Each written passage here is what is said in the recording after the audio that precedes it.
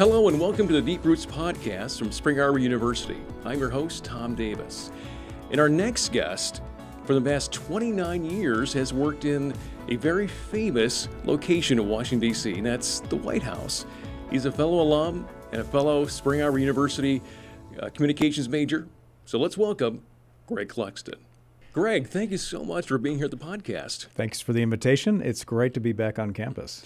Well, I was going to say, there's a lot has changed here at SEU Radio, and I'm sure that since you are a student here, you're a manager here, I bet it's surreal being in this room on these microphones. With that, is it changed for you? It's changed a lot, and it looks beautiful, by the way. This room that we're in right now, this was part of the main WSAE on-air studio, where I spent, over the course of 4 years, literally thousands of hours of being on the air. And it's all updated with new equipment, of course, the podcasting opportunity now and the evolving technology. And it's just beautiful to see that. But it brings back, you're right, it brings back a flood of memories. And they're positive memories because I had an overall positive Spring Arbor experience. But the radio piece of that experience was so pivotal in my life. And so positive. Being back brings back not just the memories, but a lot of joy, too. I was thinking about that, too, because I came back 8 years ago going through the program, and I walked across campus and went, man, so much has changed here, but I'm getting these memories of friends, activities we did, chapel services. Mm-hmm. I'm sure it's the same for you. You have kind of those memories, too? Absolutely, and not just the radio station, but the whole campus looks great. I mean, and I've had the pleasure, I guess you would say, of being able to visit campus more often over the years because I have family in the area. And my daughter attended here and graduated from Spring Arbor a number of years ago.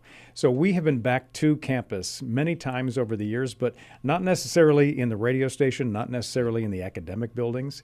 Right. So when you get a chance to do that, and when I think of Spring Arbor University, I really think first and foremost of people, the people that had positive and lasting impact on my life during my time here, both as a student, the students that I knew, some of whom have become lifelong friends, but also the faculty and staff that poured themselves into my life, not just teaching me, but also encouraging me, people who were interested and caring for my spiritual and personal well-being.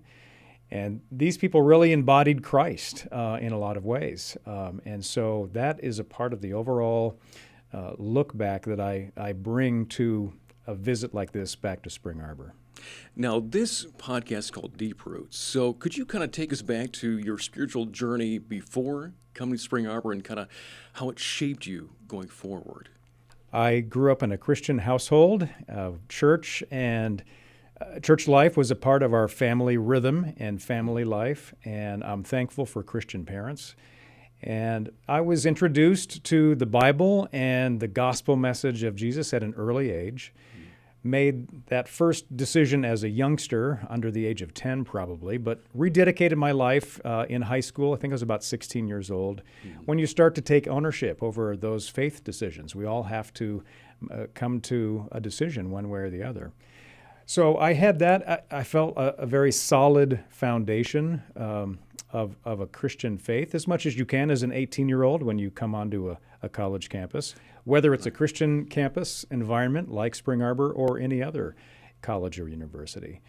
And what I appreciated was the opportunity to, within that Christian context, still have the ability to think about different perspectives or viewpoints or hear from other people within that context of different ways of looking at things. And I think that's healthy. And it's important that even if we don't agree with people, that we don't talk past them, which we see a lot in today's world, and social media has amplified some of that, and we can talk about that perhaps at some point. But the idea that I was given the ability not only to learn radio technical skills in broadcasting classes here, and then being as a student on-air announcer for 4 years, as important as that was in preparing me for my first job and then ultimately my career, but then also a Spring Arbor education that helped me learn how to think and problem solve and be a what is now hopefully a critical participant out in the world, and that's a part of the mission of this place. Absolutely. Now, of course, now you're in Washington. You've been there for, 29 years? I heard that. 29 at the White House, At and the then White House. 4 years in Washington before that. So, Okay. yeah. So what was your first break in journalism after college? Well, it actually started in college, and it's a great connection story between Spring Arbor and my work in Washington.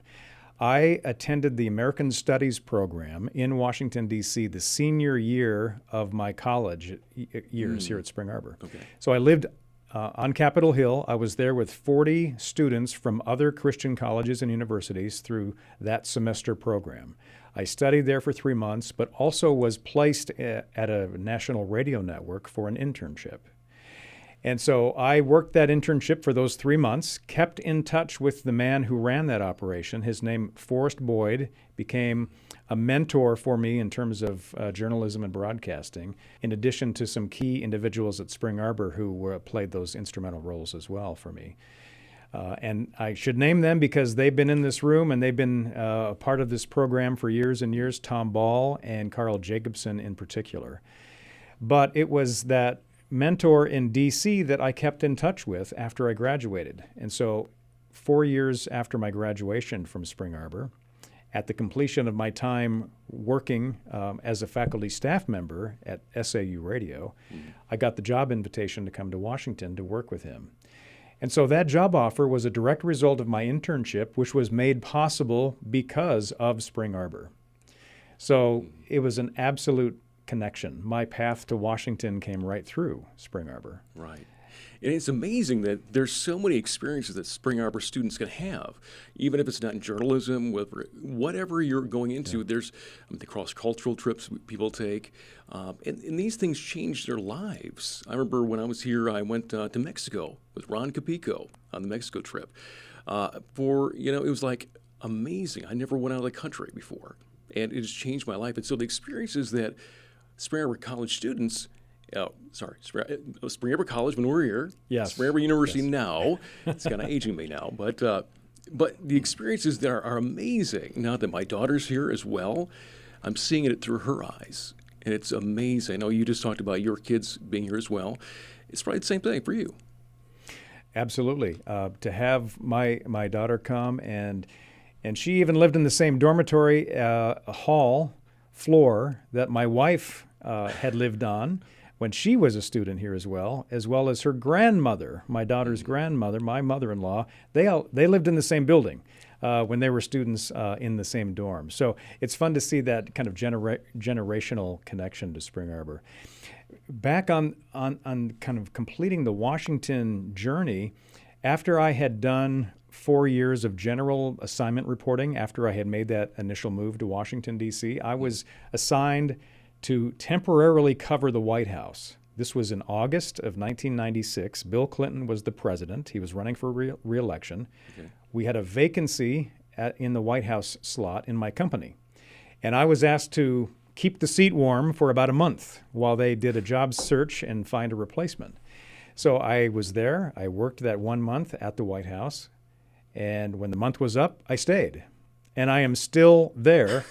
Just last month, I began my 30th year in my 30-day temporary assignment at the White House.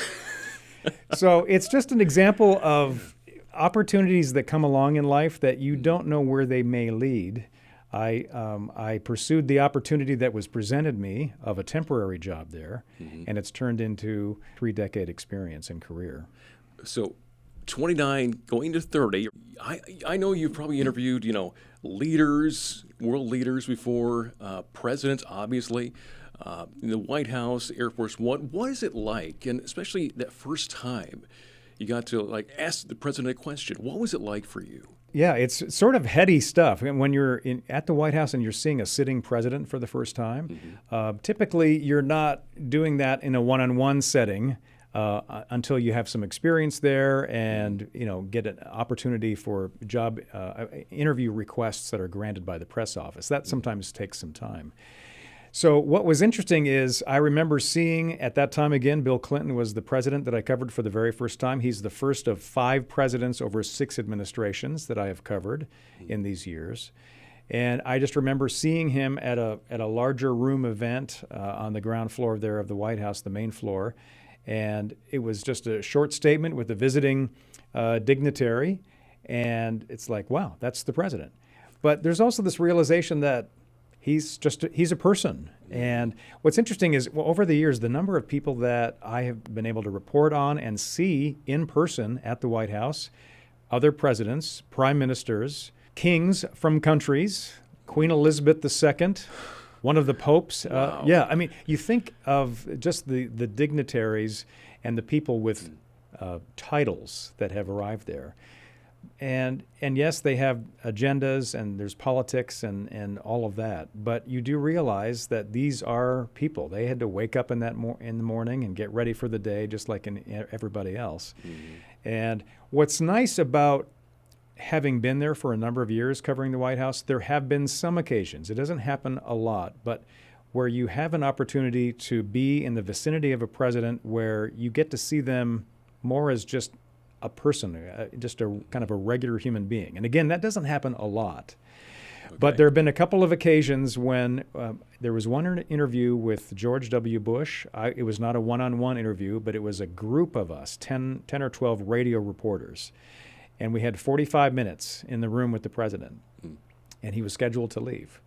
But instead of leaving, when the interview portion was done, he stayed and literally just chit-chatted with us for about another 45 minutes or so. Okay. He wanted just to learn a little bit more about our personal stories, asked about families. We talked about sports and movies. Eventually got back to politics a little bit, which is probably to be expected. But it was just a glimpse into somebody, and you can kind of start to get a measure of somebody when they know the bright lights aren't on and the conversation is not being broadcast on cable news. Right. And so there have been a couple of moments and experiences like that throughout my time there that have helped me kind of just understand, yeah, they're people too, and that helps you realize, yes, they have positions of power and authority. But they're human, and the human experience of the government is something that we're interested in, but understand that it can be fallible and people make mistakes, and it just gives a good perspective when you have those opportunities. I can imagine, because I've met some opportunities to meet music artists. And we put them all on a pedestal. We say we listen to their music, we see them on TV, we see them on award shows, and you're like, but that's so-and-so, and you're like, and you're right. When you meet them, they're usually like so down to earth, and depending on the person, depending on the personality, but a lot of the people I've met in those positions are like, you know what? I never knew that they could just joke around with you. Like you said, George W. Bush was talking about sports and different things, and so it's so nice. And you go, okay, what was I afraid of? What was I nervous about with this person? Because you're right. I mean, we all get up, do the same thing. They say, put our pants on one leg at a time, they say. Yeah. So, I've had one interview with a president that was just a one-on-one personal interview, and it was the very first president that I covered. So I have to go back to Bill Clinton. It was in 1998. Okay. And I had put in a request to meet with him, and they granted that request. And the interview took place about 3 weeks after the birth of our second child. And the press office staff, who works with the president, obviously, they knew that. I had told them, we just had a baby at our house, and they told the president that ahead of time, which actually was good because I went into the interview more concerned not about the questions that I had prepared or seeing the president in person for the first time, because I'd been on the beat for about a year and a half. So I'd actually been physically in the Oval Office prior to that. And so the trappings of the event, of the interview, weren't making me anxious. It was actually, what will the small talk be like after I shake his hand and say hello, and then before we sit down and conduct the interview, what's going to happen in between? But because the president was prepped by his staff to ask me a personal question, he said, "Hey, I understand you just became a father for a second time." And he just immediately put you at ease by asking that question. Right. I happen to have a couple of baby pictures in my pocket of the newborn, and I said, "Well, everybody's great. Would you like to see a picture?" I didn't know if that was a good idea or not. Right. He said, absolutely. And so I hand him 2 pictures, and we walk and we go and sit down at his desk. And he's just asking the most basic human questions that you would imagine with somebody in that situation. How much did the baby weigh? How's mom doing? How's the family doing? How are you doing? And it was just a nice personal moment, still at a very important professional moment for me as well. But it's nice to look back and see those moments, and I really appreciate that. Right. So what is it like? Say you go into work in the morning. What is your typical day like, going from the beginning to the end? Can you kind of walk us through the basics of it? What do you do?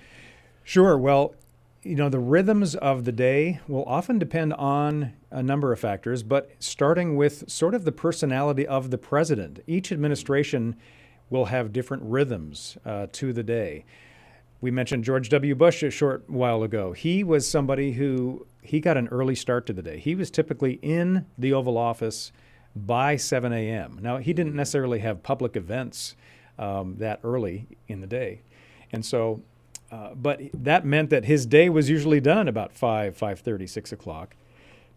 Other guys were night owls. Bill Clinton, even Barack Obama, known to stay up late, and they would have events that would go often later into the evening, and they were known to call up their officials and aides and all that at all hours of the night, especially, and get ready for the next day.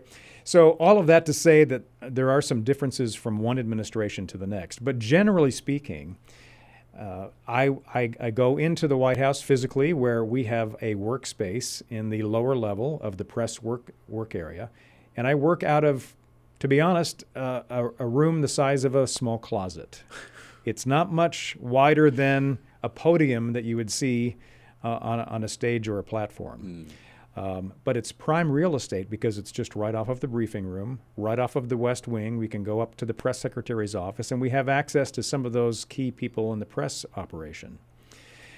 And so we can go and ask questions as we're reporting on stories. If there is a briefing held by the press secretary or another administration official, our company has a seat in that room. There are 49 seats in the briefing room, and sometimes the aisleways are packed with people standing if they don't have a seat.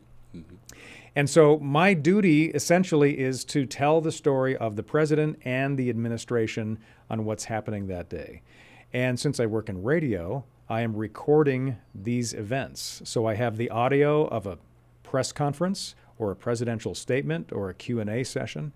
And then I take my notes during those events. And when the event is over, I go back and I edit the audio, select which sound bites I'm going to be including in my story to, in a nonpartisan, effective, and concise way, tell a story in 30 seconds or less. Because I'm reporting stories that will be aired on top-of-the-hour newscasts. So in many ways, we're just a headline service, and so we have to keep things very concise. Now, one thing I want to talk to you about, because not a lot of people know this, but I've seen videos of something around Christmas time that you have done, and you have to tell me how many years you've been doing it, but it's called the White House Christmas Poem. Is that what it's called? Yeah. So explain to people what this is and exactly how long and how you got into doing this. Yeah, I'm not sure how I volunteered myself into this, but that's exactly what happened. It was 1998. The year of politics was dominated by the Clinton impeachment scandal, and it was a long, tiring year. It was a different kind of year, and the White House reporters who are in that lower level basement of the 2 levels of the press workspace at the White House, we throw basically a holiday Christmas party. It's a simple potluck. It's not glamorous or fancy. It's just people bring some food to share, and we just pick one day in December to celebrate the season and just enjoy each other's company for an hour or so. And we invite all of the press corps members, the TV camera people, the sound technicians, the reporters, the photographers, and we invite the press secretary and members of the press office. And so it's not a large space in the basement. We break fire code violations, I'm sure, by packing people into a very small space, and it's just a fun, festive moment. But that year, somebody said we should really do something to mark the year because it was so unusual, really, at that time. And I volunteered to say, well, I could write up a little something to just a reading or a poem of some kind.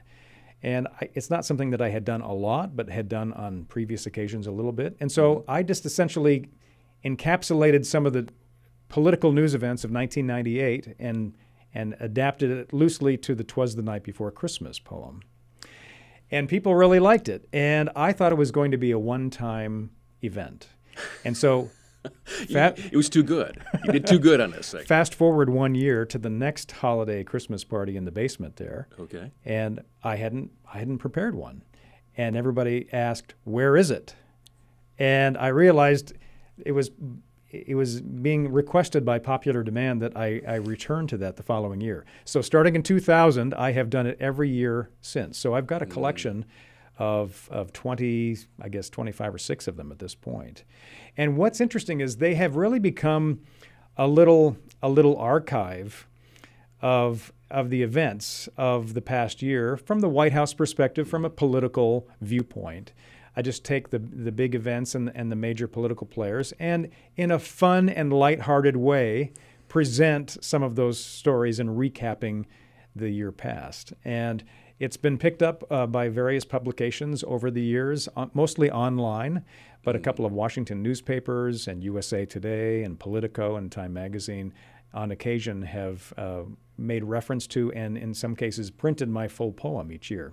So it's become kind of a fun aspect to my job. A lot of people who don't know me very well might just know me for the poem in the White House. They pass me in the hallway and say, "Hey, you got a lot of material this year for this year's poem."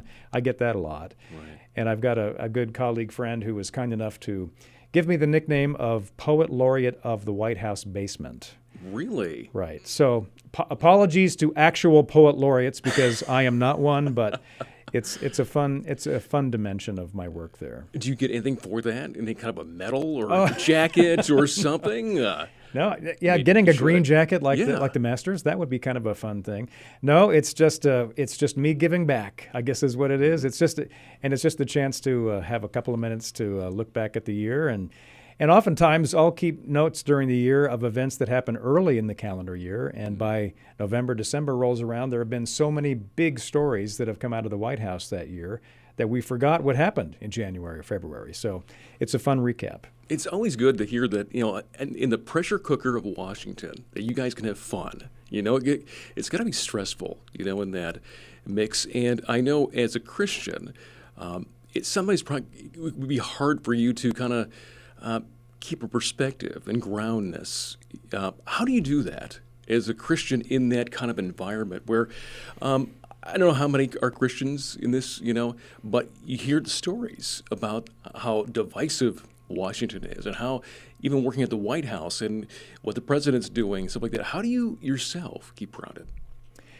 Well, faith is important to me and a part of my life, my family's life, and I would say, just generally speaking, no matter what my job was, the faith element of who I am and how I interact and treat other people, I would hope and pray that that's on display no matter where I am. And the fact that I'm at the White House, I understand it's a unique location and it's a special experience. I've told people for years I'm just a normal, regular guy who happens to work at a famous address. And the focus of my work tends to be on a famous person, the president.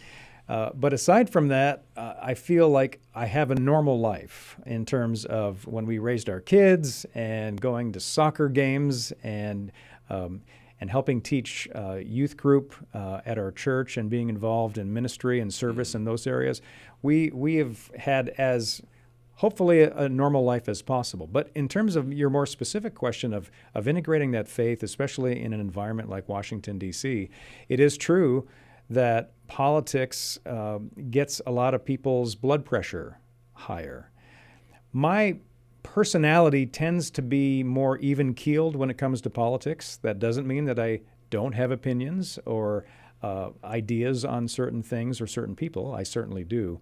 But just my personality is that I don't get exercised about politics, which hopefully gives me kind of a clear head when I'm dealing with touchy subjects and issues of controversy, of which there are many out of Washington, D.C.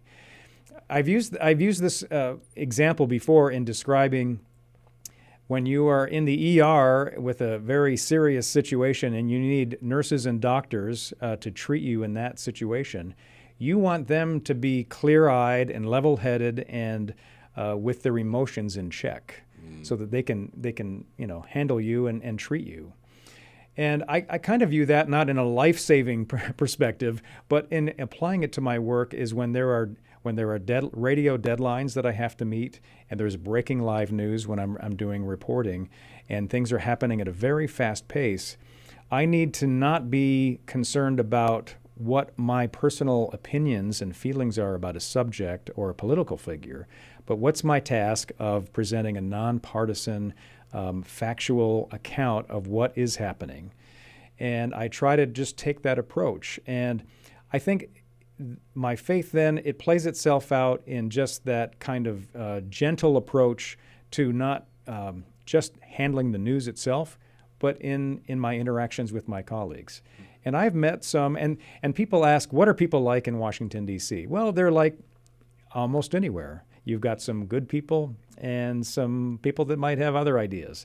But I have met some really good, decent people, not only in the press corps, but on Capitol Hill and in other areas of both media and government. So that gives you hope that not everybody is necessarily out for themselves in Washington. But the faith integration is, you have to be intentional about that being a part of your life and making that a priority, and then just being winsome in sharing that faith when opportunities arrive, but how you go about your job, how you treat people, the kindness and the compassion you show, I think it's just all part of a larger picture and an approach. Absolutely. And I imagine if, say, we had students listening right now, want to go into journalism or communications or maybe in politics, those are kind of the things you would say to them, right? Like, you got to, stay in your faith. You've got to be, you can't change that, no matter what job you're doing, no matter, like you said, if you're at the famous, White House or wherever you are, at the Pentagon. But is that the kind of advice you would give to a student? Sure, absolutely. If faith is important to you and you want to have that play out in not just the career aspect of your life, but all of your life, being someone who is authentic and genuine, that's people like that stand out. I have some pastor friends over the years, and those are words that I've used to describe them. And I'll be in a conversation with somebody else, and their church experience might be far different.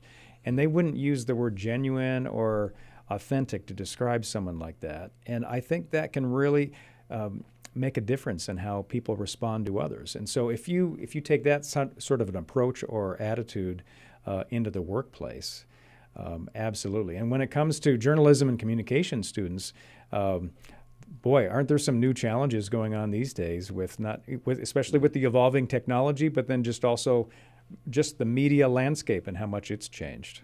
Yeah, absolutely. And I imagine that I'm going to wrap up with this question, because I love this question when someone asks this, because I always think back to, if I look back in my life, there's things I would change. I would say, Tom, don't be so serious, or don't be so worrying about this. As a 19-year-old, you got a lot of life ahead of you. So if you could get back into your time machine like your DeLorean, like Marty, and go back and say, Greg Clugston, as a 20-year-old student, I want to tell you this, because the future is going to be different than you think. What would you tell yourself? Well, if you don't mind, before I answer that question, Sure. When you talk about being 19 years old and all that, as much as I had a great educational experience here at Spring Arbor, as a part of that, and especially here at the radio station, we had a lot of fun. We would sometimes, in between playing the records and the CDs on the air, we'd be out in the hallway playing a little baseball game or doing whatever. And we would go to the Jackson County Fair and have broadcasts in the summertime. And so there were so many fun examples like that, and I necessarily wasn't thinking about all of the ways that God was revealing himself to me and enabling me to pursue my passion of broadcasting, which started when I was in 8th grade, by the way. It was like one of these moments that happened in my life. It's like, hey, that is the absolute direction I want to go. And when I look back at my at my life and my career especially, I can see God's fingerprints along that journey. And as I mentioned earlier in our conversation, one example of that was, Spring Arbor being a conduit for leading to a job opportunity in Washington, D.C. But in terms of, what would I tell a 19-year-old or 20-year-old myself or someone else in that situation, is that success or significance, however you want to define that in life, is not measured by a financial statement or the size of a house or a car you drive. And this is not something that's entirely new. Other people have said this, but I do believe it. I really believe that significance comes from living a life of integrity and a life that's rooted in Christ. And that, when that's the foundation, you'll have all the other pieces hopefully fall into place. Life isn't perfect, of course. We're not guaranteed a life that's without pain and disappointment. But when that's the foundation, I think good things can happen. Absolutely. Great advice there. And so what's next for you? What are you still going to be there for another 29 years? What's your next steps here? Well, I don't think I'll be there 29 years given my current age, but I'm still there doing that daily work because there's nothing quite like working in the White House. Now, yes, it is. You talked about it being a fast pace. Now, Washington, D.C. isn't the only place in the world where it's a fast paced. You can live just about anywhere, and calendars and schedules can get filled up. But there is what I call, especially in the news business, kind of a treadmill effect. Like if you're a news anchor at a radio network or on a TV network, you get done with one newscast and you have to start writing and preparing for the very next newscast because they keep coming, one after another after another. So it is that kind of treadmill effect, and that's true in the reporting scene at the White House. So there's always something happening. But when there's a major national story and when there's a breaking event of national significance or maybe even worldwide significance, there's nothing quite like being not just in Washington but especially at the White House and covering those events when they happen. All right. Well, Greg, thank you so much for being here, and great to talk to you, and great to have you back in this studio where you kind of started your career. I did. And, it's, again, surreal. When I came back 8 years ago, I was the same way. I'm like, wow, I remember the studio. All these memories floating back in my head, and I had the same experiences. I did crazy stuff here, too. And I'm always imparting to students here, like, have fun. Don't be so serious. Sure. Because, life is short, and your time at a university is short. And at the same time, while we did have fun and had some great experiences, what I appreciated about Spring Arbor during my time here was there was this responsibility that was instilled in us because this was not a low-power campus radio station that was only being broadcast across campus to your friends in the dormitory. We had a larger audience outside of the Spring Arbor community, Jackson County and beyond. And we understood that, yes, what we did and said on the air was going to be heard by just more than our buddies in the dorm. And so that did, like I mentioned, instill that sense of responsibility, and that's good preparation. But it's a good combination to have the fun aspect of it as well. And I would say to our communication students, and especially journalism students that might be listening or watching, is take full advantage of the campus experience here, but especially in the field of communication, don't limit yourself to just one concentration or one aspect. A lot of employers today are looking for multi-platform employees, meaning experience in audio production, video production, news writing, blogging, podcasting. So if you get those opportunities here at Spring Arbor, take advantage of any and all of them, even if they may not be your exact strength, but expose yourself to them, and that will help you in the long run. All right. Well, Greg, thanks so much for being here. Thanks for the invitation, and great seeing you.